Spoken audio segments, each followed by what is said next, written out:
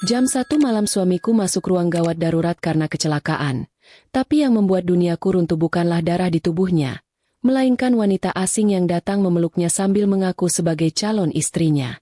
Sebelum kita mulai lebih lanjut, yuk, tekan tombol suka, serta tombol subscribe agar tidak ketinggalan kisah menarik lainnya. Dan jangan lupa absen asal kota Bapak Ibu di kolom komentar. Semoga rezeki kita semua dilancarkan, kesehatan kita diberkahi, dan keluarga kita selalu harmonis dalam lindungannya. Amin. Jam 1 malam di rumah sakit daerah ini punya bau yang khas. Campuran antara aroma obat pel lantai dan kopi instan murah yang rasanya mirip air cucian beras. Aku duduk di meja jaga sambil memijat tengkuk yang mulai kaku. Mencoba melek meski mata rasanya sudah tinggal 5 watt. Menjadi dokter jaga di kota kecil yang dinginnya minta ampun ini memang butuh mental baja dan stok jaket tebal yang banyak. Sebenarnya malam ini cukup tenang. Hanya ada satu pasien sakit perut karena kebanyakan makan sambal. Sisanya sepi senyap seperti kuburan baru. Saking sepinya, aku sempat berpikir untuk tidur curi-curi waktu di ruang belakang. Tapi niat itu batal karena teringat pesan suamiku 2 jam lalu.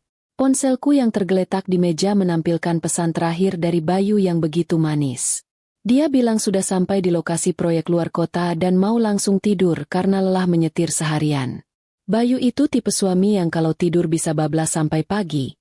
Bahkan gempa bumi skala kecil pun mungkin tidak akan membuatnya bangun. Aku tersenyum sendiri membaca pesannya. Merasa beruntung punya suami pekerja keras yang rajin memberi kabar. Meski kadang lupa menaruh handuk basah pada tempatnya. Rasanya damai sekali membayangkan dia sedang tidur nyenyak di penginapan. Sementara aku di sini berteman dengan nyamuk dan suara detak jam dinding yang monoton. Ketenangan itu pecah bukan oleh suara hantu, tapi oleh raungan sirine ambulans yang mendadak berhenti tepat di depan pintu instalasi gawat darurat. Suara ban berdecit di aspal basah langsung membuat kantukku hilang seketika, berganti dengan mode siaga yang sudah terlatih bertahun-tahun. Perawat jaga yang tadi sedang asyik main game di ponselnya langsung lompat dari kursi, siap menyambut pasien baru.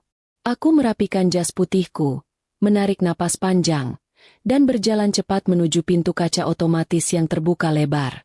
Angin malam yang menusuk tulang langsung menyambutku, membawa serta bau amis darah dan kepanikan dari para petugas ambulans.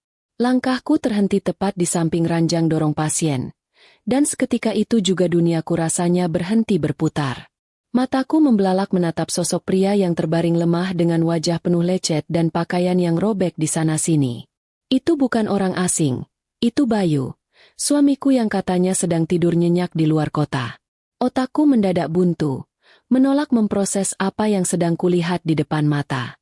Bagaimana mungkin pria yang pamit dinas ke kota sebelah, sekarang malah terkapar di depanku dengan kemeja flanel mahal yang baru kuberikan bulan lalu? Rasanya seperti sedang kena lelucon acara televisi, tapi sayangnya tidak ada kamera tersembunyi di sudut ruangan. Jantungku berdegup kencang, bukan karena adrenalin medis, tapi karena rasa bingung yang bercampur aduk dengan takut. Aku mendekat, memastikan sekali lagi kalau aku tidak salah lihat. Siapa tahu ini cuma orang yang mirip Bayu karena pasaran wajah suamiku memang agak umum. Tapi tidak. Tahi lalat di lehernya dan jam tangan kulit yang melingkar di tangannya adalah bukti yang tak terbantahkan. Dia benar-benar Bayu. Saat aku hendak memegang tangannya untuk mengecek nadi, petugas ambulans memberi laporan cepat tentang kecelakaan tunggal yang menimpa mobil suamiku di jalan arah kawasan wisata, bukan arah lokasi proyek. Belum sempat aku menarik napas untuk menenangkan diri. Drama babak kedua dimulai tanpa aba-aba. Seorang wanita muda berlari masuk ke ruangan gawat darurat dengan napas tersengal-sengal dan wajah yang juga penuh luka gores ringan. Dia menangis meraung-raung. Suaranya melengking tinggi sampai membuat perawat lain menoleh kaget. Tanpa permisi, dia langsung menerobos masuk dan memeluk tubuh Bayu yang belum sadarkan diri, seolah-olah dia adalah pemilik sah dari raga yang terbaring itu. Adegan ini persis seperti sinetron azab yang sering ditonton ibuku.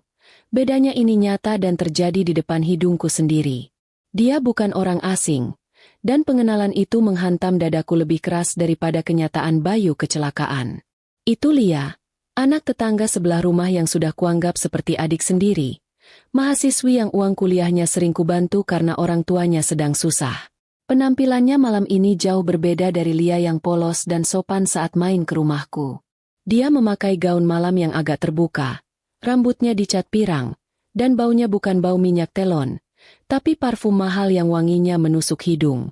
Melihat dia menangis histeris sambil memanggil nama suamiku dengan sebutan sayang, rasanya perutku mual seketika. Suara tangisan Lia semakin menjadi-jadi. Dia mengguncang tubuh Bayu sambil memohon agar suamiku bangun. "Mas Bayu, bangun mas. Jangan tinggalkan aku," teriaknya tanpa rasa malu sedikit pun. Dia sama sekali tidak menyadari keberadaanku yang berdiri mematung tepat di samping kepala ranjang, tertutup masker medis dan topi jaga. Lucu sekali, wanita yang kubantu bayar uang semesterannya, sekarang sedang menangisi suamiku seolah-olah akulah orang asing di sini. Kalau saja ini bukan rumah sakit, mungkin aku sudah menyiramnya dengan air infus biar sadar. Rasanya seperti ditampar pakai sandal jepit basah, perih, kaget, dan memalukan sekaligus. Tangan kananku gemetar hebat, ingin sekali rasanya menarik rambut pirang itu dan menyeretnya keluar. Tapi sumpah profesi yang kuucapkan bertahun-tahun lalu menahanku tetap diam di tempat. Aku adalah dokter di sini, dan di atasku ada tanggung jawab nyawa, meski nyawa itu milik pengkhianat dan kekasih gelapnya. Situasi ini benar-benar ujian kesabaran tingkat dewa, di mana aku harus memilih antara menjadi istri yang mengamuk atau dokter yang profesional. Aku menarik napas panjang, mengisi paru-paru dengan aroma obat pel yang menyengat untuk menjernihkan pikiran yang keruh.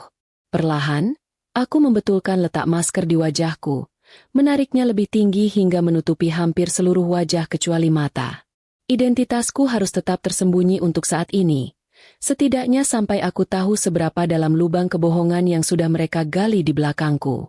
Dengan gerakan kaku namun pasti, aku memberi isyarat pada perawat untuk menjauhkan Lia dari pasien. Malam ini masih panjang, dan sepertinya aku butuh kopi yang lebih kental dari sekadar air cucian beras untuk menghadapi kegilaan ini. Menjadi penonton di drama hidup sendiri itu rasanya aneh, seperti makan permen karet tapi tertelan, mengganjal dan bikin panik tapi tidak bisa berbuat banyak. Aku berdiri tegak di samping ranjang, berusaha keras agar lututku tidak lemas melihat pemandangan konyol di depan mata. Lia masih saja menempel pada Bayu seperti perangko yang kena air, menolak dilepaskan meski perawat sudah mencoba menariknya mundur dengan sopan. Kalau situasinya tidak sedang genting begini, mungkin aku sudah tertawa melihat betapa gigihnya dia melindungi pria yang sebenarnya adalah suamiku. Lucu sekali, dia bertingkah seolah dialah pahlawan kesiangan yang paling peduli. Padahal akulah yang selama ini memastikan Bayu makan sehat dan baju kerjanya licin. Wanita muda itu memberontak seperti kucing yang mau dimandikan saat perawat mencoba menjauhkannya dari sisi ranjang agar aku bisa memeriksa pasien. Dia mulai mengoceh soal pelayanan rumah sakit yang lambat dan menuduh kami tidak becus menangani orang penting. Orang penting katanya? Bayu memang penting, terutama tagihan kartu kreditnya yang bulan lalu membengkak karena entah dipakai beli apa, yang sekarang mulai kutebak arahnya kemana. Dengan sisa kesabaran setipis tisu, aku memberi kode mata pada perawat pria yang badannya cukup besar untuk menggiring Lia keluar dari tirai pembatas. Suara protes Lia perlahan menjauh. Meski masih terdengar samar-samar dia mengancam akan menelpon direktur rumah sakit. Ancaman klasik yang selalu bikin aku ingin memutar bola mata. Tanganku bergerak otomatis meraih stetoskop, sementara hatiku sibuk merapal doa supaya tidak melempar benda itu ke jidat orang. Menyentuh dada Bayu dengan alat medis rasanya sungguh ganjil malam ini. Biasanya aku menyentuhnya untuk memeluk atau sekadar menyandarkan kepala. Detak jantungnya terdengar cepat namun teratur, seirama dengan detak jantungku yang justru rasanya mau meledak karena menahan amarah. Aroma tubuhnya masih sama, bau parfum kayu manis kesukaanku. Tapi kali ini bercampur dengan bau keringat wanita lain dan bau amis darah yang membuat perutku mual. Profesionalitas sebagai dokter benar-benar sedang diuji di titik paling kritis, di mana aku harus menyelamatkan nyawa orang yang baru saja menikam perasaanku dari belakang. Perawat senior di sampingku, Mbak Narti, melirik dengan tatapan penuh tanya yang sangat kentara. Wajahnya tampak seperti orang yang baru saja menelan telur rebus utuh-utuh. Mbak Narti kenal betul siapa pasien ini karena dia pernah beberapa kali bertemu Bayu saat acara makan-makan ruangan. Dia menatapku, lalu menatap Bayu, lalu menatapku lagi dengan mulut sedikit terbuka di balik maskernya. Sebelum dia sempat berteriak atau bertanya macam-macam yang bisa membongkar penyamaranku, Aku segera menempelkan jari telunjuk ke bibirku sendiri. Untungnya, Mbak Narti cukup cerdas untuk menangkap kode itu, meski matanya menyiratkan rasa kasihan yang justru membuat egoku sedikit terusik. Aku tidak butuh dikasihani. Aku butuh fokus. Fokusku kembali terpecah saat mendengar suara Lia yang masih ribut di luar tirai. Kali ini dia memaksa ingin masuk lagi sambil menangis manja. Dia bilang Bayu tidak bisa jauh darinya karena Bayu butuh sentuhan kasih sayang, agar cepat sadar. Astaga, rasanya aku ingin menyuntikkan obat penenang ke diriku sendiri supaya tidak perlu mendengar omong kosong itu. Bagaimana mungkin mahasiswi yang kulihat rajin ke masjid komplek itu bisa berubah menjadi wanita yang begitu tidak tahu malu? Ternyata benar kata orang, kita tidak akan pernah benar-benar tahu isi hati seseorang sampai kita melihatnya dalam keadaan terdesak, atau dalam kasus ini, dalam keadaan ketahuan selingkuh. Jarum jahit di tanganku menari lincah di atas kulit pelipis Bayu, menyatukan kembali jaringan yang terkoyak akibat benturan setir mobil. Setiap tusukan jarum yang kuberikan terasa ironis. Aku sedang memperbaiki wajah pria yang baru saja merusak kepercayaan yang kubangun bertahun-tahun. Bayu sempat mengerang pelan.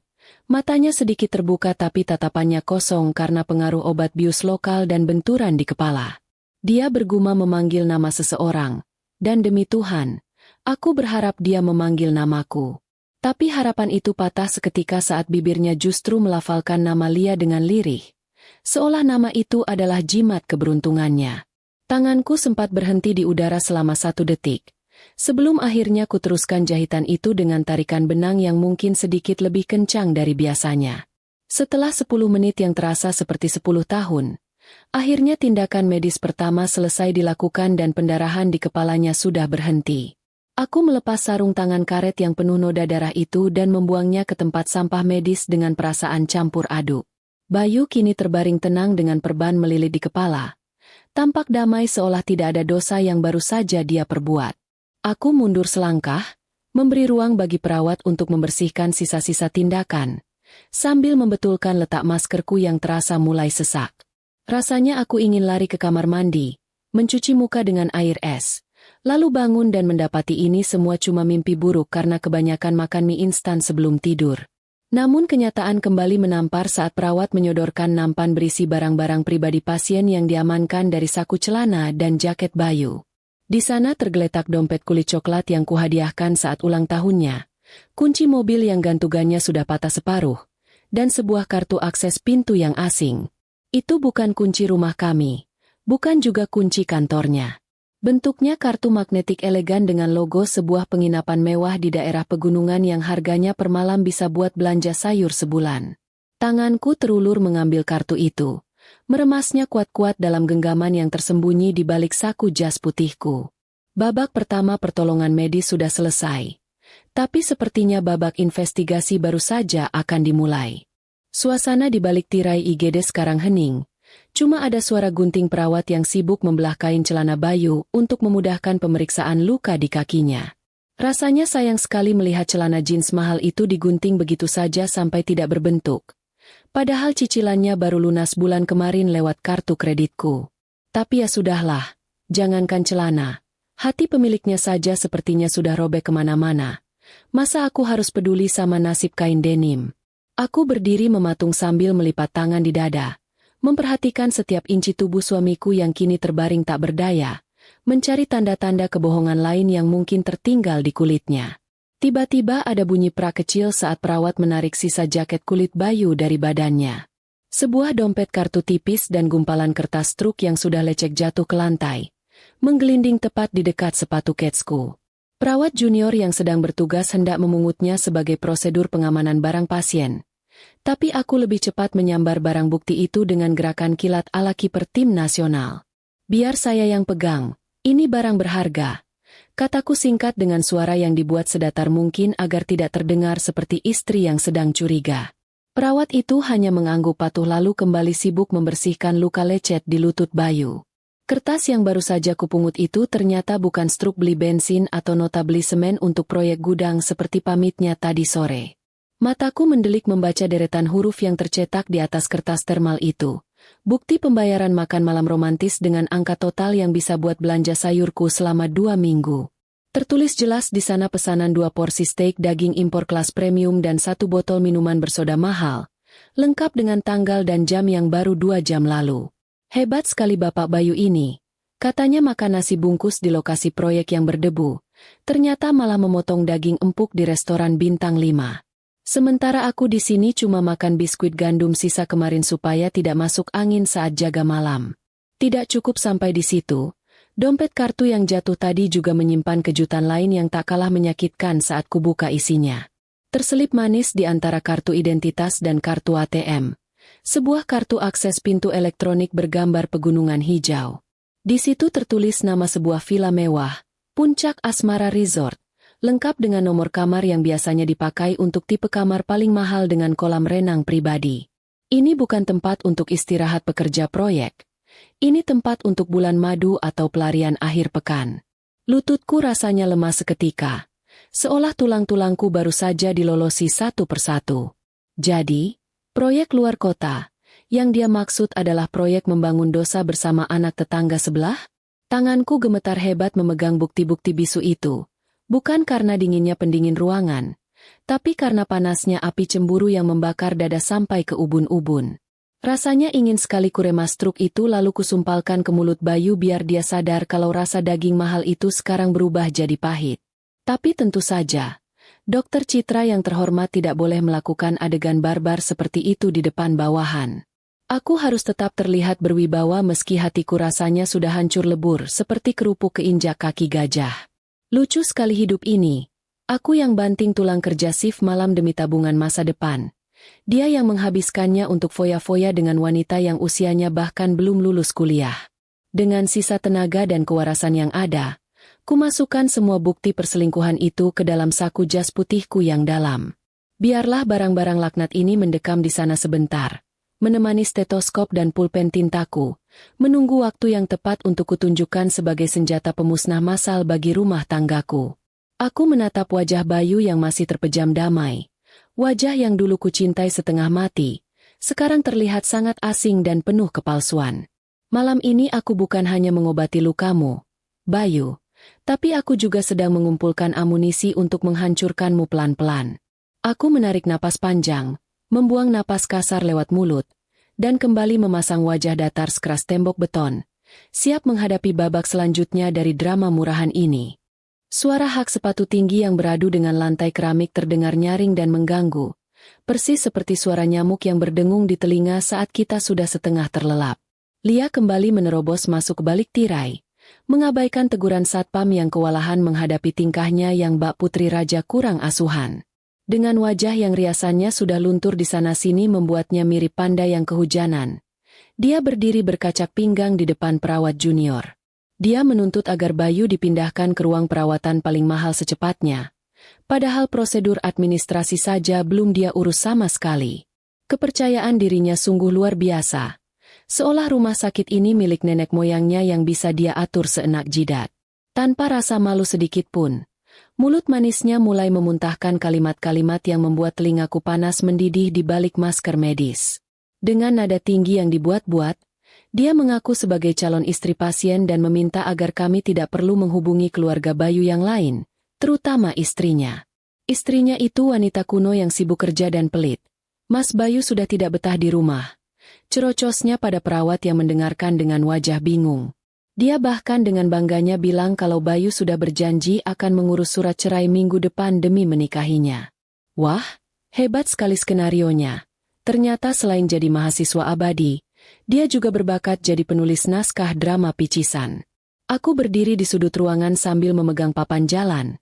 Pura-pura sibuk mencatat perkembangan pasien padahal tanganku meremas pulpen sampai buku-buku jariku memutih.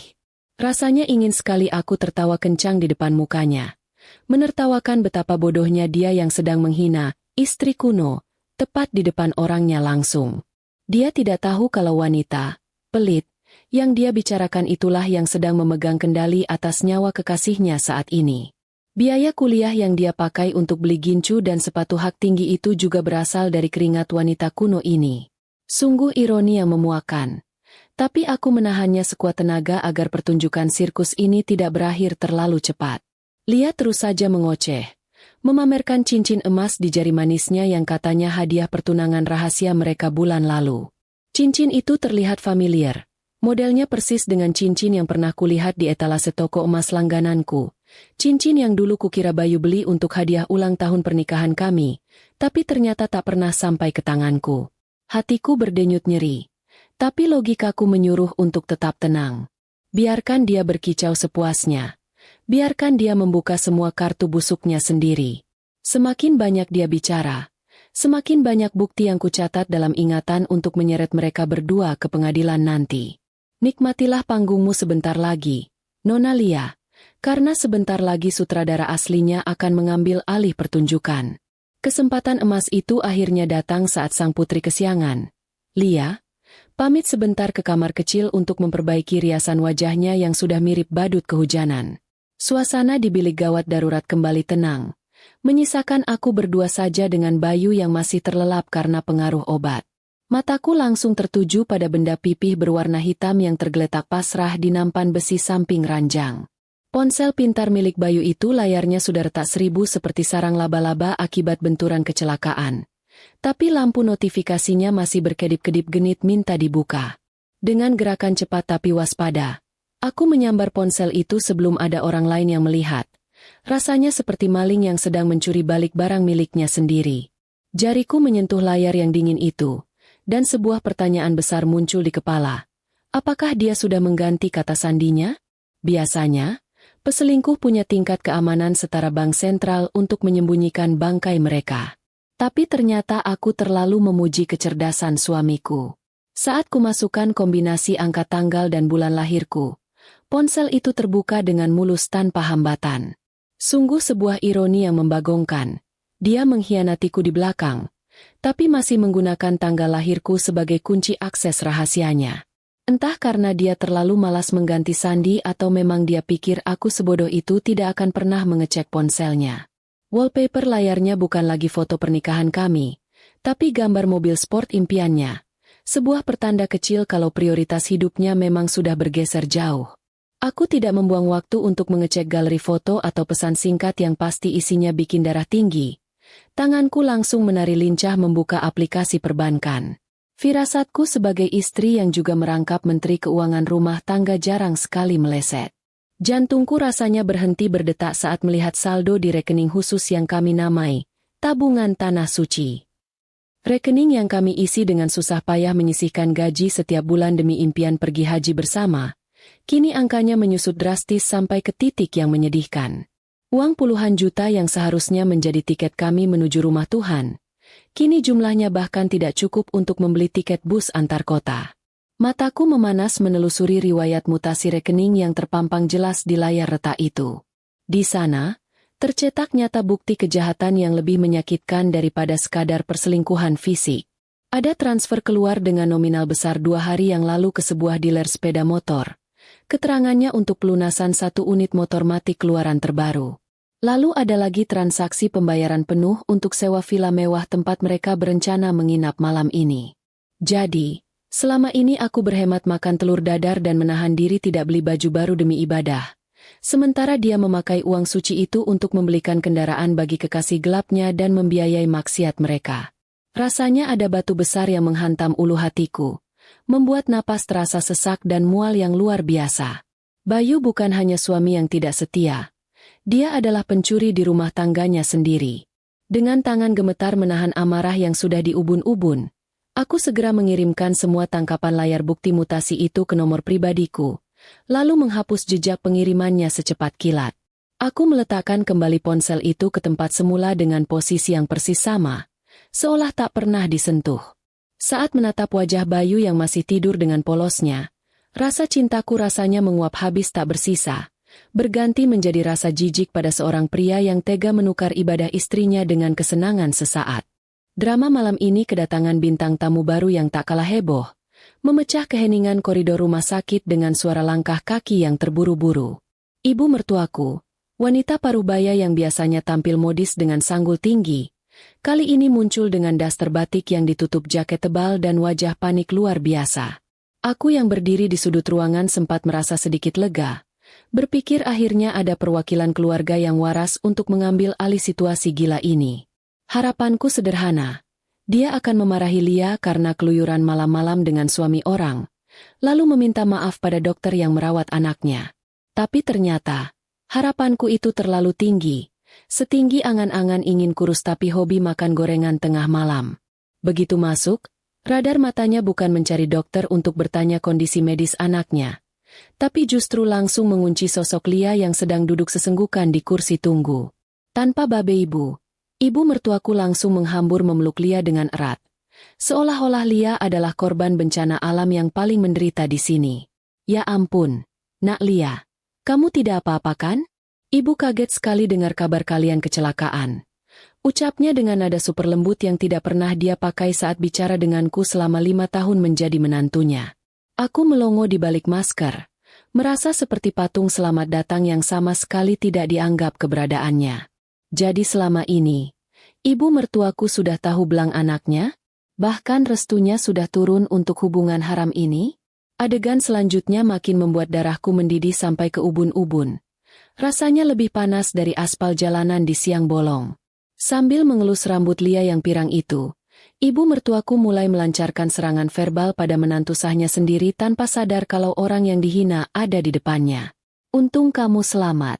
Nak, jangan sampai Bayu kenapa-kenapa.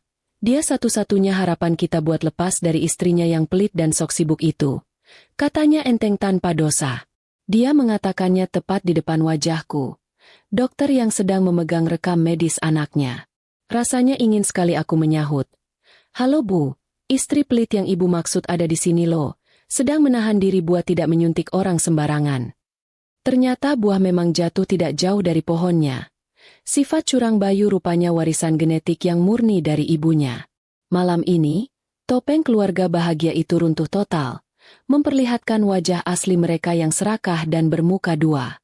Mendengar diri sendiri dihina tepat di depan hidung itu rasanya unik, seperti sedang mendengarkan rekaman suara sendiri yang cempreng, tapi isinya jauh lebih menyakitkan daripada sekadar nada sumbang. Aku berdiri tegak lurus macam tiang bendera di samping ranjang pasien. Tanganku masih memegang papan catatan medis dengan erat. Seerat aku menahan keinginan untuk menyumpal mulut ibu mertuaku dengan perban gulung. Bayangkan saja, wanita tua yang selama ini kuhormati, yang setiap lebaran kubelikan baju gamis termahal di butik langganan, sekarang sedang berdiri di hadapanku sambil menjelek-jelekan namaku dengan sangat fasih. Dia bicara seolah aku adalah monster jahat dalam dongeng anak-anak yang tugasnya cuma menyiksa pangeran tampan.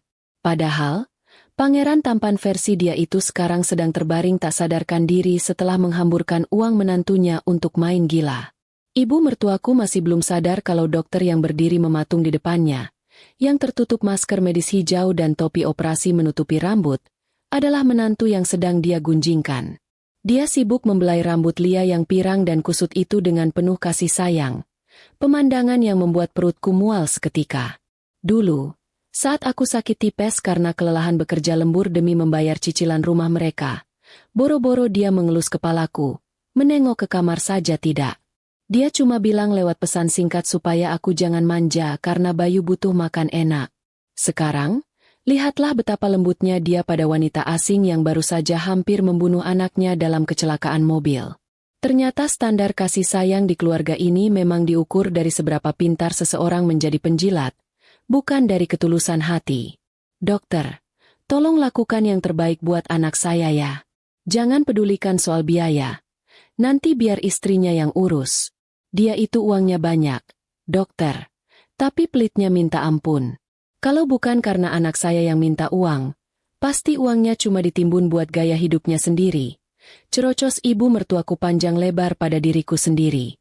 Kalimat itu meluncur mulus tanpa rem, menabrak benteng kesabaranku yang sudah retak di sana-sini. Lucu sekali. Dia bilang aku menimbun uang untuk gaya hidup? Gaya hidup yang mana? Sepatu kerjaku saja sudah 2 tahun tidak ganti sampai solnya tipis. Sementara dia dan anaknya bisa gonta-ganti gawai keluaran terbaru tiap 6 bulan sekali. Uang yang dia sebut, ditimbun, itu adalah uang yang kupersiapkan untuk masa tua mereka juga. Tapi sepertinya otak mereka sudah tertutup kabut keserakahan sampai tidak bisa melihat mana emas dan mana loyang. Lia, Si rubah betina yang sedang mencari perlindungan, ikut memanaskan suasana dengan suara sengau yang dibuat-buat. Iya tante, kasihan Mas Bayu.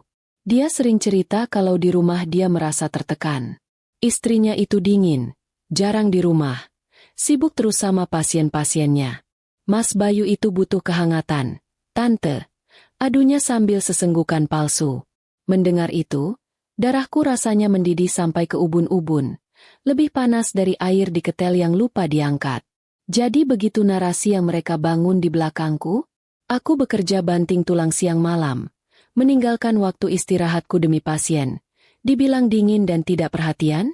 Padahal siapa yang membayar tagihan listrik biar mereka bisa tidur nyenyak pakai penyejuk ruangan? Siapa yang mengisi kulkas biar mereka tidak kelaparan? Jawabannya adalah si istri dingin yang sekarang sedang memegang nasib nyawa mereka di ujung jari. Aku menarik napas panjang, mencoba mengisi paru-paru dengan oksigen sebanyak mungkin sebelum aku meledak. Ruangan instalasi gawat darurat yang dingin mendadak terasa pengap dan sempit. Suara monitor detak jantung Bayu yang berbunyi bip-bip beraturan seolah menjadi musik latar ketegangan ini. Perawat Narti yang berdiri di sampingku sudah gelisah bukan main. Kakinya bergerak-gerak tidak nyaman. Matanya melirikku dengan tatapan ngeri. Takut kalau aku akan melempar tabung oksigen ke arah dua wanita itu. Tapi tenang saja. Aku ini dokter profesional. Aku tidak akan main fisik. Aku punya cara yang jauh lebih elegan dan mematikan untuk membungkam mulut-mulut berbisa ini. Sudah cukup sandiwara malam ini. Naskah dramanya sudah terlalu panjang dan membosankan. Maaf, Bu. Suaraku keluar. Berat dan tertahan di balik masker. Ibu mertuaku menoleh dengan wajah garang. Mungkin tersinggung karena aku memotong sesi curhat colongannya. Kenapa, Dok? Anak saya kenapa? Ada yang parah? Pokoknya dokter harus tanggung jawab kalau sampai anak saya cacat. Sentaknya dengan nada tinggi, khas ibu-ibu pejabat yang merasa dunia berputar di sekelilingnya. Aku tidak menjawab dengan kata-kata lagi. Perlahan, tanganku terangkat naik menuju kepala. Gerakanku pelan. Sengaja ku buat dramatis seperti adegan film lambat biar mereka bisa menikmati setiap detiknya. Jari-jariku meraih tali topi operasi yang menutupi rambutku, menarik simpulnya hingga terlepas. Kain hijau itu jatuh ke lantai, membiarkan rambut panjangku yang sedikit berantakan tergerai bebas. Ibu mertuaku mengernyitkan dahi, bingung melihat tingkah dokter yang dianggapnya aneh. Namun, pertunjukan utamanya baru saja akan dimulai. Tanganku beralih ke tali masker medis yang melingkar di telinga. Detik itu, rasanya waktu berhenti berputar. 1 detik. Tali masker sebelah kanan terlepas. 2 detik.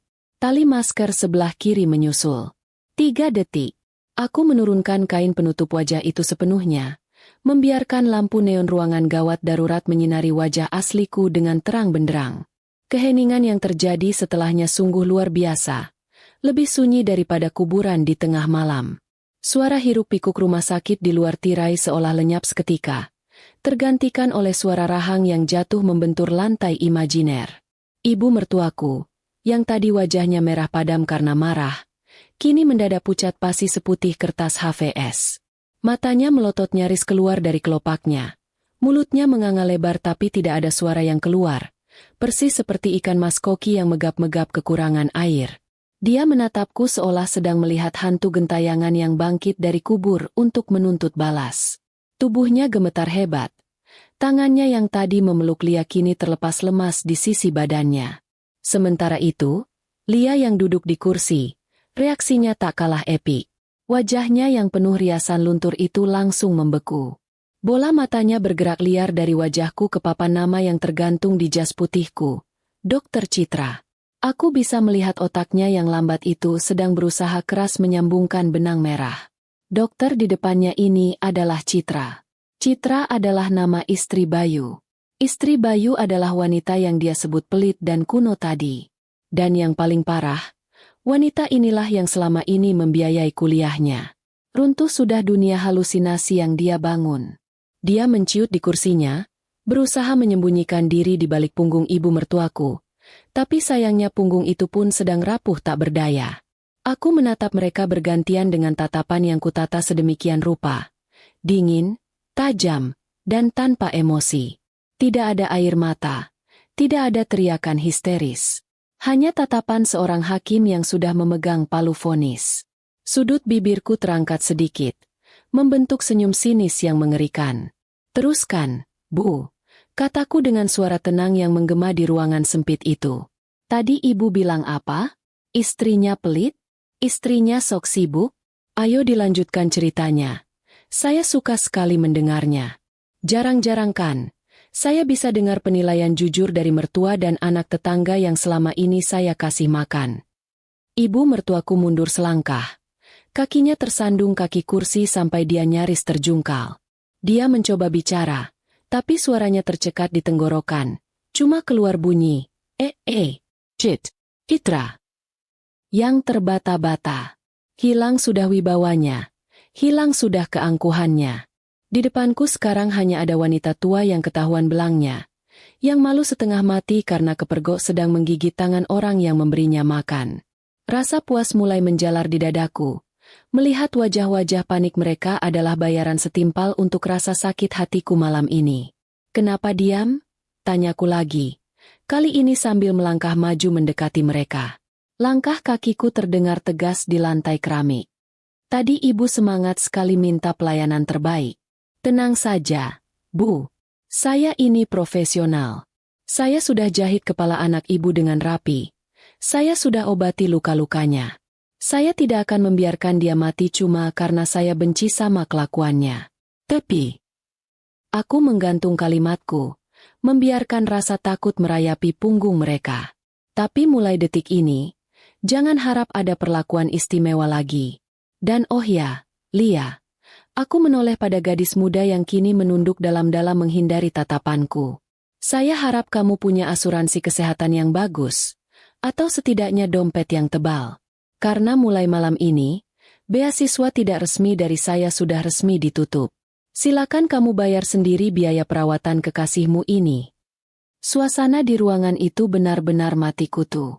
Mereka tidak bisa lari, tidak bisa membantah, dan tidak bisa bersembunyi. Topeng mereka sudah hancur lebur di lantai, terinjak-injak oleh kebenaran yang baru saja kutelanjangi. Aku berdiri di sana sebagai pemenang mutlak di ronde ini. Bukan sebagai korban yang menangis di pojokan, tapi sebagai wanita yang memegang kendali penuh atas nasib para pengkhianat di hadapannya. Malam ini memang dingin, tapi tatapanku jauh lebih membekukan daripada udara pegunungan manapun.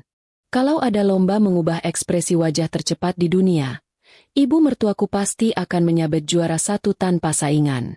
Wajah garang yang tadi sibuk menghinaku, sekarang berubah drastis menjadi wajah memelas ala pengemis di lampu merah. Bibirnya gemetar, mencoba merangkai kata-kata pembelaan yang pasti isinya cuma omong kosong belaka. Citra, Ibu tadi cuma emosi. Ibu tidak bermaksud bicara begitu. Kamu salah paham, Nak. Ucapnya terbata-bata. Mencoba meraih tanganku dengan tangan keriputnya yang dingin. Aku mundur selangkah, menghindari sentuhan itu seolah tangannya mengandung virus mematikan. "Salah paham? Bagian mana yang salah paham, Bu? Bagian saya dibilang pelit? Atau bagian Lia yang dibilang calon menantu idaman?" Tanyaku dengan nada santai tapi menusuk. Senyum miring masih terpatri di bibirku, menikmati pemandangan langka di mana singa betina tua ini mendadak ompong di kandangnya sendiri. Lia yang ada di belakangnya masih diam membisu, pura-pura sibuk memilin ujung bajunya. Mungkin berharap dia bisa menghilang di telan bumi saat ini juga. Tanpa banyak basa-basi lagi, aku merogoh saku jas putihku. Bukan untuk mengambil permen, tapi untuk mengeluarkan harta karun yang kutemukan di saku Bayu tadi. Dengan gerakan tenang, aku meletakkan gumpalan kertas truk makan malam dan kartu akses penginapan itu ke atas meja di samping ranjang. Bunyi, tak. Saat kartu plastik itu beradu dengan meja besi terdengar nyaring di ruangan yang sunyi. Saya tidak butuh drama air mata buaya malam ini. Lihat itu. Tunjukku pada barang bukti tersebut. Itu bukti makan malam romantis dan sewa kamar mewah yang dibayar pakai uang tabungan haji saya. Uang yang saya kumpulkan dari hasil begadang menjaga pasien setiap malam, sementara anak ibu sibuk main gila dengan mahasiswi kurang ajar ini. Ibu mertuaku melirik barang-barang itu dengan mata melotot. lalu menatapku lagi dengan wajah pucat. Dia tahu betul kalau dia sudah skakmat. Tidak ada lagi celah untuk berkelit. Dengar baik-baik, karena saya tidak akan mengulanginya. Ucapku tegas, menatap mata mereka satu persatu. Tugas saya sebagai dokter sudah selesai. Saya sudah menyelamatkan nyawa anak ibu dan mengobati luka kekasihnya. Secara medis, saya profesional. Tapi secara pribadi, maaf, warung amalnya sudah tutup permanen. Aku mengambil napas pendek, lalu melanjutkan ultimatumku. Mulai detik ini, saya lepas tangan. Silakan ibu urus administrasi rumah sakit ini. Jangan pakai nama saya sebagai penjamin. Dan kamu, Lia, aku menoleh pada gadis itu. Gunakan uang sisa jajan yang kamu curi dari suami saya untuk membayar biaya obat-obatanmu.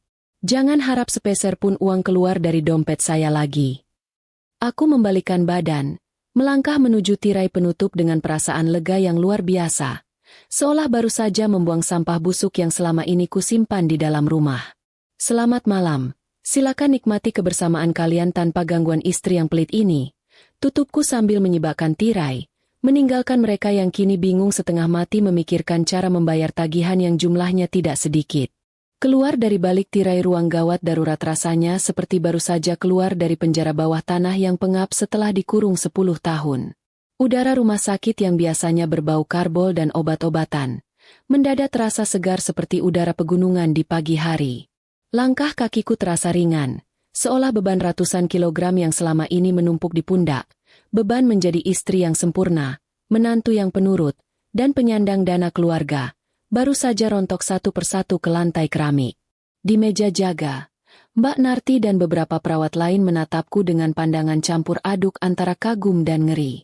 Mereka pasti sudah mendengar semuanya, karena dinding rumah sakit ini punya telinga, dan gosip di sini merambat lebih cepat daripada kecepatan cahaya. Tapi aku tidak peduli, biarkan saja mereka tahu. Toh, mulai malam ini aku tidak punya rahasia rumah tangga yang perlu ditutup-tutupi lagi. Bangkai yang selama ini disembunyikan Bayu sudah kubongkar sampai ke tulang-tulangnya. Jadi untuk apa aku merasa malu? Yang seharusnya malu adalah mereka yang sedang kebingungan di dalam sana. Aku berjalan lurus menuju bagian administrasi, mengabaikan tatapan kepo dari satpam yang sedang menguap di pos jaga. Petugas administrasi malam itu, seorang pria muda yang matanya sudah merah karena mengantuk, langsung duduk tegak saat melihatku datang dengan wajah yang mungkin terlihat seperti malaikat pencabut nyawa. Dengan suara tenang dan datar, aku memberikan instruksi yang akan menjadi paku pertama di peti mati keuangan suamiku. Mas, tolong catat. Pasien atas nama Bayu di IGD, dan pasien wanita yang datang bersamanya. Semua tagihannya dipisahkan dari akun tanggungan pegawai saya. Jangan masukkan 1 rupiah pun ke tagihan asuransi keluarga saya. Status penjaminan saya cabut sekarang juga. Kalau mereka tidak bisa bayar tunai atau gesek kartu sendiri, perlakukan sesuai prosedur pasien umum yang menunggak. Petugas itu melongo sebentar, mulutnya sedikit terbuka, kaget mendengar instruksi sekejam itu keluar dari mulut Dokter Citra yang biasanya ramah dan suka mentraktir gorengan. Tapi setelah melihat sorot mataku yang tidak main-main, dia mengangguk cepat sambil mengetik sesuatu di komputernya dengan panik. Setelah urusan administrasi selesai, aku tidak langsung pulang. Pulang ke rumah yang kosong hanya akan membuatku menangis. Dan aku menolak menangis untuk pria yang tidak tahu diri. Aku memilih duduk di kantin rumah sakit yang sudah sepi, memesan kopi hitam pahit yang rasanya setimpal dengan pahitnya hidupku malam ini. Sambil menyesap kopi panas itu, aku merenung. Lucu sekali hidup ini. Beberapa jam yang lalu aku masih menjadi istri yang bangga punya suami pekerja keras. Aku masih membayangkan masa tua kami, duduk berdua di teras rumah sambil melihat cucu main lari-larian. Ternyata, semua itu cuma imajinasi di kepalaku saja. Realitasnya, aku hanyalah sapi perah yang dimanfaatkan susunya sampai habis, lalu hendak disembelih saat sudah tidak berguna. Bedanya, sapi perah yang satu ini punya tanduk dan tahu caranya menyeruduk balik. Ponselku bergetar. Notifikasi masuk dari aplikasi perbankan. Aku baru saja memblokir semua kartu kredit tambahan yang dipegang Bayu dan ibunya. Ah, Rasanya nikmat sekali membayangkan wajah mereka saat kasir minimarket bilang, kartu ditolak. 2 jam kemudian, saat fajar mulai menyingsing dan langit berubah menjadi biru tua, seorang perawat datang tergopoh-gopoh menghampiriku di kantin. Katanya Bayu sudah sadar sepenuhnya dan mengamuk minta bertemu denganku. Mengamuk? Hebat sekali energinya. Orang yang baru saja dijahit kepalanya dan kakinya patah, masih punya tenaga buat marah-marah. Aku menghabiskan sisa kopiku dalam sekali teguk, merapikan jas putihku, dan berjalan kembali ke ruang perawatan dengan langkah santai. Ini adalah babak terakhir, pikirku. Momen di mana sang raja kecil harus tahu kalau kerajaannya sudah runtuh dan dia bukan lagi penguasa. Saat aku masuk ruangan yang kini sudah dipindahkan ke bangsal kelas 3, karena tentu saja, tanpa jaminan dariku mereka tidak bisa masuk VIP, pemandangan di dalam sana sungguh menyedihkan sekaligus menggelikan.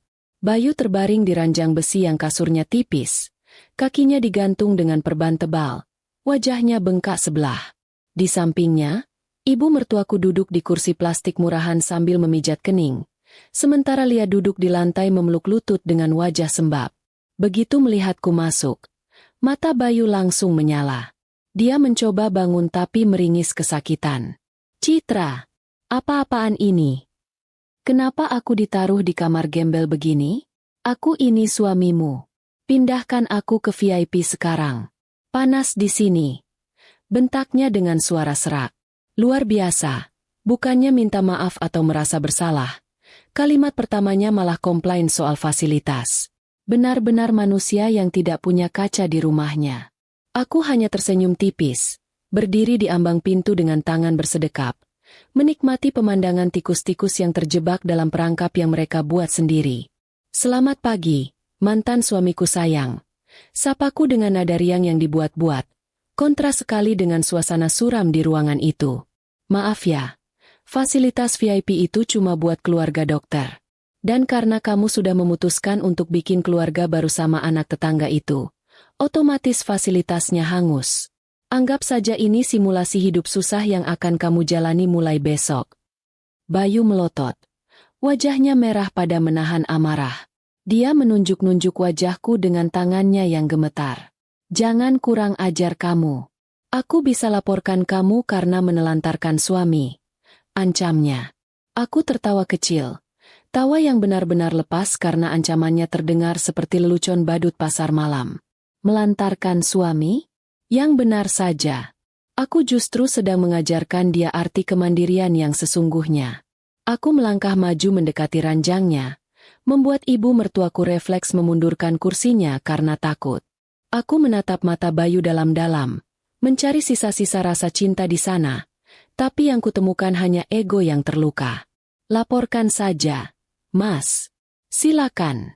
Tapi sebelum kamu lapor polisi soal penelantaran, aku sudah duluan lapor polisi soal penggelapan dana dan pencurian. Bisikku pelan tapi penuh penekanan. Wajah Bayu yang tadi merah karena marah, mendadak berubah pucat pasi seperti mayat. Matanya bergerak gelisah. Pencurian apa? Jangan sembarangan nuduh kamu. Elaknya. Tapi suaranya terdengar tidak yakin. Aku mengeluarkan ponselku, menunjukkan bukti transfer yang sudah kusimpan rapi. Uang tabungan haji, Mas. Ratusan juta yang kita kumpulkan 5 tahun ini. Kamu kuras habis buat beli motor buat dia. Aku menunjuk Lia dengan daguku, dan buat sewa villa maksiat itu. Itu pidana, Mas. Dan karena uang itu ada di rekening bersamaku yang mayoritas isinya gajiku, aku punya hak penuh untuk menuntutmu. Ruangan itu mendadak hening lagi. Kali ini keheningannya terasa mencekam. Bayu tahu dia tidak bisa mengelak dari bukti digital. Ibu mertuaku mulai menangis lagi. Kali ini tangisannya terdengar lebih tulus karena dia sadar dompet anaknya kosong melompong. Citra, nak jangan begitu. Kita selesaikan kekeluargaan. Malu sama tetangga kalau sampai ada polisi. Rengek ibu mertuaku, mencoba memegang tanganku lagi. Aku menepisnya halus. Kekeluargaan? Keluarga yang mana, Bu? Keluarga yang ibu dukung buat selingkuh? Oh iya, ngomong-ngomong soal tetangga. Kayaknya ibu harus siap-siap malu yang lebih besar lagi. Aku menoleh ke arah pintu, memberi kode pada seseorang di luar sana. Pintu terbuka lebar, dan masuklah sepasang suami istri parubaya dengan wajah yang menyiratkan amarah luar biasa.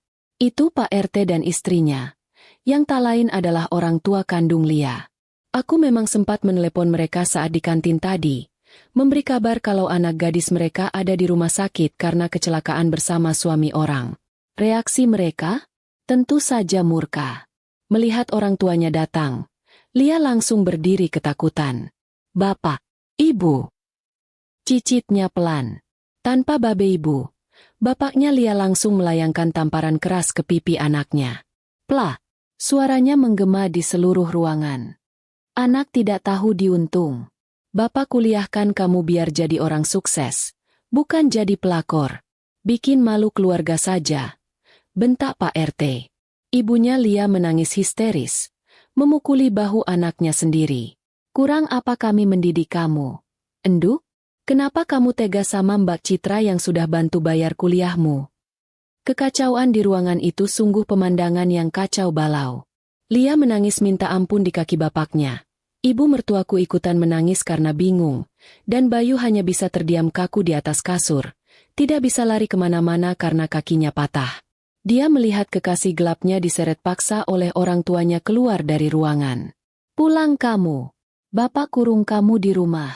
Jangan harap bisa kuliah lagi," teriak bapaknya Lia sambil menyeret anaknya pergi.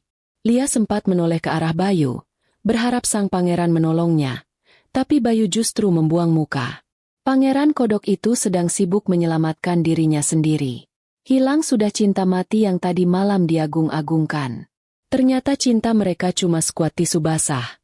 Gampang robek kalau ditarik sedikit saja. Setelah keluarga Lia pergi dengan segala drama keributannya, tinggallah aku bertiga dengan sisa-sisa keluarga hancur ini. Bayu menatapku dengan pandangan nanar. Mungkin dia baru sadar kalau dia benar-benar sendirian sekarang. "Citra, tolong." Suaranya melemah. Egonya runtuh seketika saat menyadari realita. "Kakiku, dokter bilang harus dioperasi pasang pen. Biayanya mahal. Ibu nggak punya uang. Tolonglah, sekali ini saja. Aku janji bakal ganti nanti kalau sudah sembuh." Aku menatap kakinya yang terbalut perban. Ah, iya. Cedera itu cukup parah. Kalau tidak segera dioperasi dengan alat yang bagus, dia bisa pincang seumur hidup. Biayanya memang puluhan juta. Uang kecil bagiku. Tapi uang raksasa bagi pengangguran terselubung seperti dia. "Aduh, sayang sekali," jawabku dengan nada prihatin yang dibuat-buat. "Operasi pasang pen itu memang mahal, Mas. Sayangnya, uang yang seharusnya bisa buat biaya operasimu, sudah kamu pakai buat beli motor baru buat Lia. Coba deh kamu minta Lia jual lagi motornya buat bayar operasimu." Oh iya, lupa. Lia baru saja diseret bapaknya pulang dan motornya pasti disita. Aku menggeleng-gelengkan kepala, pura-pura sedih. Lagi pula, Mas, kalaupun aku punya uang, aku lebih memilih menyumbangkannya ke panti asuhan daripada membiayai kaki yang dipakai buat melangkah ke tempat maksiat. Anggap saja pincangmu nanti itu kenang-kenangan abadi dari perselingkuhanmu. Biar setiap kali kamu jalan, kamu ingat betapa bodohnya kamu hari ini. Ibu mertuaku langsung bersujud di kakiku, memeluk kakiku erat-erat. "Citra, ampun nak. Ibu mohon, kasihan Bayu. Dia masih muda. Masa depannya masih panjang. Jangan biarkan dia cacat. Ibu janji ibu bakal suruh dia putus sama Lia. Ibu bakal jadi mertua yang baik buat kamu." Aku menatap wanita tua di bawah kakiku ini dengan rasa iba yang tipis, tapi rasa jijikku jauh lebih tebal. "Bu, nasi sudah jadi bubur, malah sudah basi. Tidak ada gunanya ibu bersujud sekarang. Waktu saya sakit dan butuh bantuan ibu. Ibu di mana? Ibu malah sibuk belanja pakai uang saya. Sekarang rasakan sendiri bagaimana susahnya cari uang." Aku menarik kakiku dari pegangannya, membuatnya terguling pelan di lantai yang dingin. Aku mengambil sebuah amplop coklat dari tasku. Amplop yang sudah kupersiapkan sejak tadi malam dengan bantuan pengacara keluargaku yang kebetulan sedang jaga malam juga karena insiden lain. Kuletakkan amplop itu di atas dada Bayu. "Ini surat gugatan cerai. Tanda tangani secepatnya kalau mau prosesnya gampang. Kalau kamu persulit, aku pastikan kamu membusuk di penjara karena kasus penggelapan uang. Pilihannya cuma dua, jadi duda miskin yang pincang di luar penjara, atau jadi narapidana pincang di dalam penjara. Bayu menatap amplop itu dengan tangan gemetar. Air mata mulai menetes dari sudut matanya. Air mata penyesalan yang terlambat datang. Dia baru sadar kalau dia bukan hanya kehilangan istri, tapi kehilangan mesin ATM, kehilangan masa depan, dan kehilangan harga dirinya sebagai laki-laki. Dan satu lagi, kataku sambil berjalan menuju pintu keluar, siap meninggalkan ruangan itu untuk selamanya. Tagihan rumah sakit ini berjalan per jam. Kalau sampai siang ini kalian belum bayar uang muka, pihak rumah sakit akan memulangkan paksa. Saran saya, mending ibu jual perhiasan emas yang ibu pakai itu. Oh tunggu, perhiasan itu kan saya yang belikan? Ya sudah, anggap saja itu sedekah terakhir saya. Jual saja buat ongkos pulang naik angkot, karena mobil kalian sudah hancur total dan tidak ada asuransi yang mau menanggung kecelakaan akibat kelalaian pengemudi. Aku menutup pintu kamar rawat itu dengan pelan, membiarkan suara tangisan penyesalan meledak di dalam sana. Bayu meraung memanggil namaku. Ibunya meratap memanggil Tuhan yang selama ini mereka lupakan. Tapi bagiku, suara itu tak lebih dari sekadar kebisingan latar yang perlahan memudar. Aku berjalan menyusuri koridor rumah sakit yang mulai ramai oleh pengunjung pagi. Matahari bersinar terang menembus jendela kaca, menyinari lantai koridor yang bersih. Hangatnya sinar matahari itu terasa meresap ke dalam kulitku, seolah membakar sisa-sisa dinginnya malam yang mencekam. Aku meraba dada kiriku, tempat di mana jantungku berdetak. Anehnya, tidak ada rasa sakit yang menyiksa. Yang ada hanya rasa lega yang luar biasa lapang. Seperti baru saja sembuh dari penyakit kronis yang sudah lama menggerogoti tubuh. Aku memang kehilangan suami, aku kehilangan uang tabungan, dan aku kehilangan waktu 5 tahun yang sia-sia. Tapi hari ini, aku mendapatkan kembali sesuatu yang jauh lebih berharga, harga diriku. Aku, Dr. Citra, bukan lagi wanita bodoh yang bisa dibohongi. Aku adalah wanita merdeka yang baru saja memenangkan pertempuran tanpa perlu mengotori tanganku dengan darah. Biarlah karma bekerja dengan caranya yang elegan. Tugasku sekarang hanyalah melangkah maju, menjemput kebahagiaan yang sesungguhnya, jauh dari para benalu yang kini sedang meratapi nasib di bangsal kelas 3 itu. Dan untuk pertama kalinya dalam waktu yang lama, aku tersenyum. Senyum yang benar-benar tulus untuk diriku sendiri. 6 bulan sudah berlalu sejak malam yang penuh drama itu, dan rasanya seperti baru kemarin aku keluar dari lubang buaya. Tapi bedanya sekarang aku sudah mandi kembang 7 rupa dan wangi melati. Pagi ini, matahari bersinar begitu cerah di ufuk timur, menyapa jendela kamar baruku di kota yang berbeda. Tidak ada lagi kabut dingin pegunungan yang menusuk tulang, tidak ada lagi dering telepon darurat di tengah malam yang bikin jantungan, dan yang paling penting, tidak ada lagi beban hidup bernama Bayu dan keluarganya. Aku berdiri di balkon sambil memegang cangkir teh hangat, menghirup udara pagi yang berbau tanah basah dan rumput segar. Rasanya paru-paruku yang dulu sesak oleh asap kebohongan, sekarang sudah bersih total seperti baru diservis. Kalau dulu aku bangun tidur dengan perasaan was-was memikirkan tagihan kartu kredit suami yang membengkak, sekarang aku bangun dengan senyum lebar memikirkan mau masak apa untuk diriku sendiri. Kebebasan itu ternyata rasanya manis. Lebih manis daripada gula batu yang lumer di lidah. Memutuskan untuk pindah kota adalah keputusan terbaik yang pernah kucatat dalam sejarah hidupku. Setelah sidang perceraian yang berjalan alot dan penuh air mata buaya dari pihak sana ketuk palu, aku langsung mengepak barang-barangku. Aku tidak membawa banyak hal, hanya baju-baju, buku kedokteran, dan sisa harga diri yang berhasil kucuci bersih dari noda pengkhianatan. Rumah lama yang penuh kenangan pahit itu sudah kujual, dan uangnya kupakai untuk modal membangun klinik kecil-kecilan di kota kelahiran ibuku ini. Di sini, orang-orang tidak mengenalku sebagai istri dokter yang diselingkuhi, tapi sebagai dokter Citra yang ramah dan suka memberi diskon vitamin buat anak-anak. Rasanya menyenangkan bisa memulai lembaran baru di buku tulis yang masih bersih, tanpa ada coretan tinta merah dari masa lalu. Ngomong-ngomong soal masa lalu, kabar burung, Atau lebih tepatnya kabar dari tetangga lama yang hobi bergosip, tetap saja sampai ke telingaku meski aku tidak memintanya. Katanya, hidup Bayu sekarang berubah drastis. Dari pangeran berkuda putih menjadi pangeran berkursi roda. Operasi kakinya memang dilakukan, tapi karena dia pakai fasilitas kesehatan kelas paling bawah dan penanganan yang mungkin kurang maksimal karena dananya terbatas, jalannya jadi pincang permanen. Bayangkan saja, pria yang dulu hobinya pamer sepatu mahal dan jalan dengan gaya angkuh, sekarang harus jalan terseok-seok dibantu tongkat kayu. Itu pun tongkatnya bukan tongkat naga yang keren, tapi tongkat biasa yang ujung karetnya sudah tipis. Katanya sih, dia sempat mencoba melamar kerja di beberapa perusahaan konstruksi lagi, tapi tidak ada yang mau menerima karena kondisi fisiknya dan catatan hitam kasus penggelapan uang yang sempat kumasukkan ke laporan polisi. Ya, aku memang mencabut laporan pidananya di detik-detik terakhir. Bukan karena aku masih cinta. Jangan salah sangka dulu. Aku mencabutnya karena aku pikir penjara terlalu enak buat dia. Di penjara dia dikasih makan gratis, tidur dijaga, dan punya teman ngobrol sesama penjahat. Itu namanya liburan gratis. Aku ingin dia merasakan penjara yang sesungguhnya. Penjara kehidupan.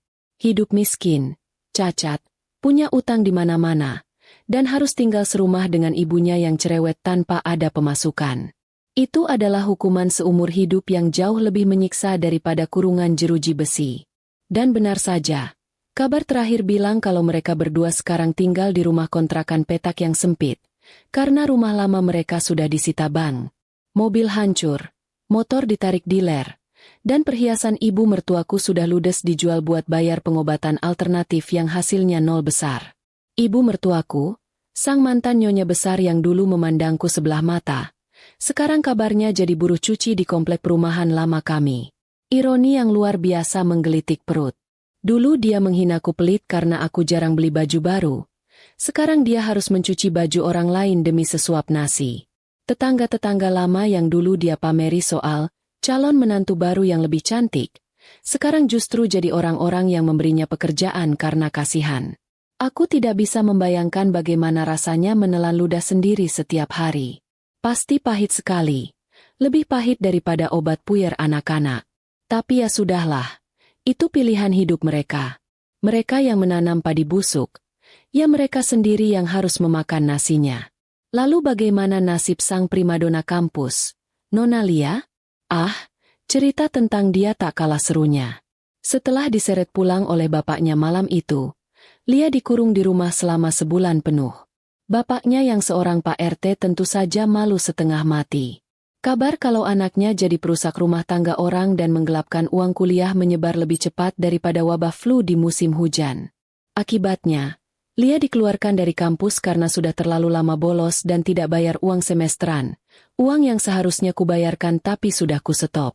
Tanpa gelar sarjana, tanpa suami kaya, dan tanpa wajah yang mulus, karena bekas luka kecelakaan di pipinya ternyata membekas jadi keloid, Lia sekarang cuma jadi penjaga toko kelontong milik orang tuanya di desa. Mimpi-mimpinya untuk jadi nyonya sosialita di kota besar harus dikubur dalam-dalam di bawah tumpukan karung beras dan gula pasir. Kadang aku berpikir, apakah aku terlalu jahat? Apakah aku wanita kejam yang tega melihat orang lain menderita? Tapi kemudian aku teringat malam itu di ruang gawat darurat. Teringat bagaimana mereka tertawa di atas penderitaanku. Bagaimana mereka merencanakan kehancuranku dengan uangku sendiri. Tidak, aku bukan jahat. Aku cuma adil. Alam semesta ini punya mekanisme keseimbangan yang unik. Kalau kamu melempar bola karet ke tembok dengan keras, bola itu akan memantul balik ke wajahmu dengan kekuatan yang sama. Aku cuma jadi temboknya. Mereka yang melempar bolanya sendiri. Jadi kalau sekarang wajah mereka benjol kena pantulan bola, itu murni salah tangan mereka sendiri, bukan salah temboknya.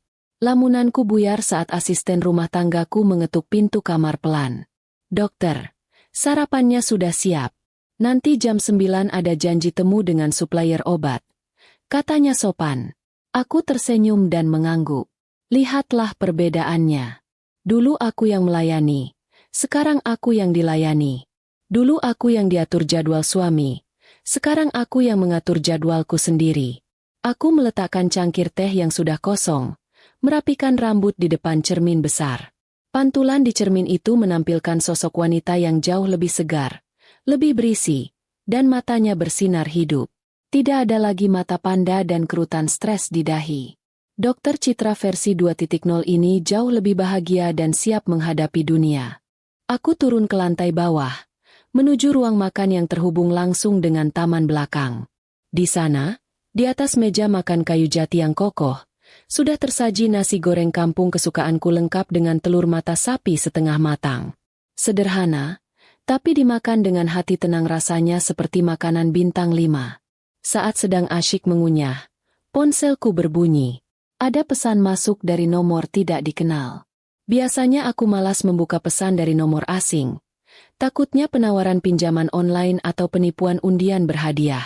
Tapi entah kenapa, jariku tergerak untuk membukanya. Isi pesannya singkat, tapi cukup membuatku tersedak nasi goreng. Cit, ini Mas Bayu. Mas pinjam HP tetangga sebentar. Cit, tolong Mas.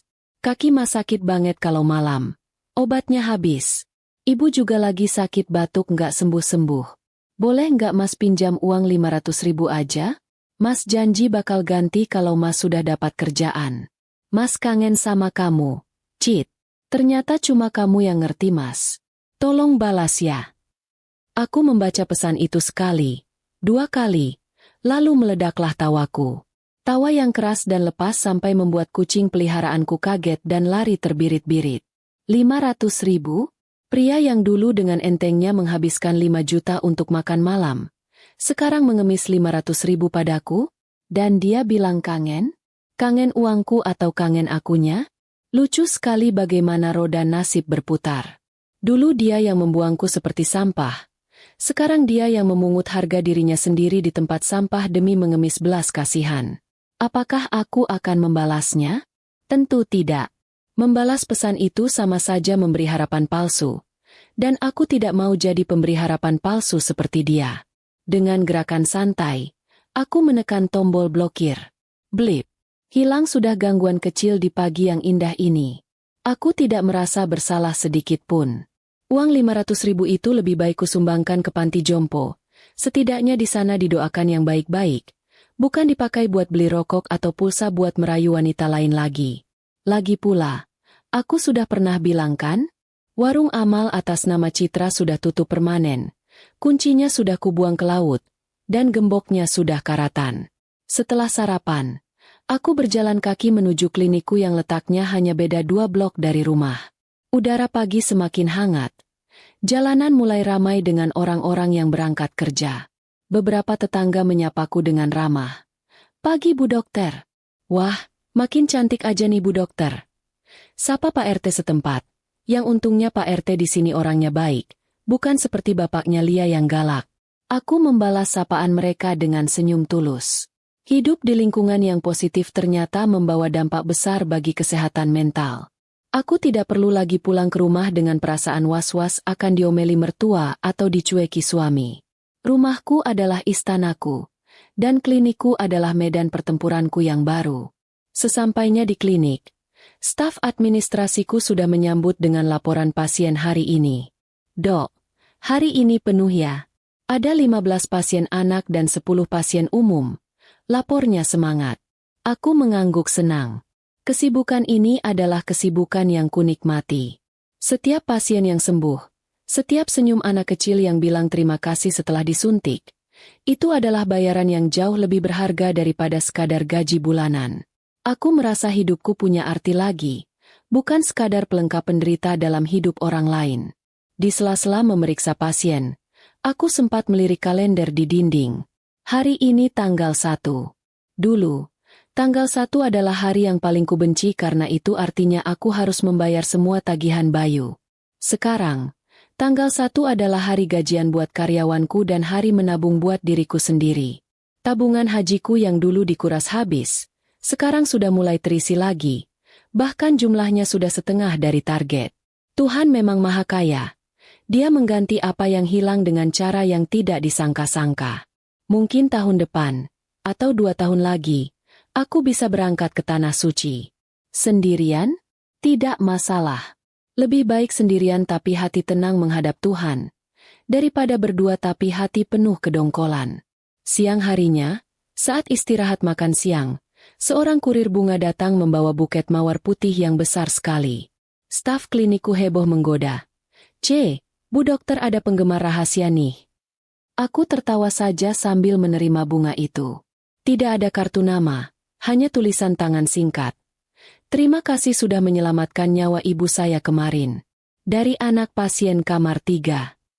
Ah, ternyata dari keluarga pasien yang kemarin sempat kritis karena serangan jantung. Hatiku hangat membacanya. Ini adalah bentuk cinta yang lain. Cinta yang universal dan tulus. Aku tidak butuh cinta gombal dari seorang suami peselingkuh untuk merasa berharga. Aku berharga karena apa yang kulakukan, bukan karena siapa yang mendampingiku.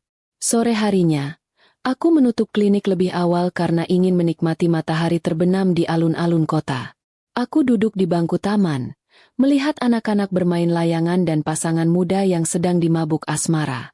Dulu, melihat pasangan mesra mungkin akan membuatku iri atau sedih teringat nasib rumah tanggaku.